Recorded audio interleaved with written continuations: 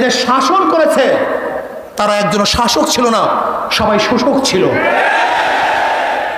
যারা 52 বছর এদের শাসন করেছে, তারা জনগণের কল্যাণে কাজ করে নাই, নিজেদের দল এবং নিজের কল্যাণে কাজ করেছে। এই 52 বছর যারা শাসক ছিল, তারা মানুষের অধিকার প্রতিষ্ঠিত করতে পারে নাই, বরং নিজের অধিকার প্রতিষ্ঠিত করেছে, নিজের দলের অধিকারকে প্রতিষ্ঠিত করেছে। এরপরে আবার আন্দোলন হলো, এই 24 সনে আন্দোলন হলো। আপনারা আন্দোলনে শরীক ছিলেন, মনে রাখতে হবে বৈষম্য বিরোধী আন্দোলনের ছাত্রদের প্রথম ভূমিকা ছিল। পরবর্তীতে এই আন্দোলন শুধু ছাত্র ছিল না, এদেশের আপামর জনসাধারণ, পুরুষ মহিলা, শ্রমিক, কুলি, মজদুর, তাঁতি, মাদ্রাসার ছাত্র, স্কুলের ছাত্র, কলেজের ছাত্র সহ সমস্ত মানুষ ঝাঁপিয়ে পড়েছে। আমরা মাঠে থেকে সশরীরে নেতৃত্ব দিয়েছি।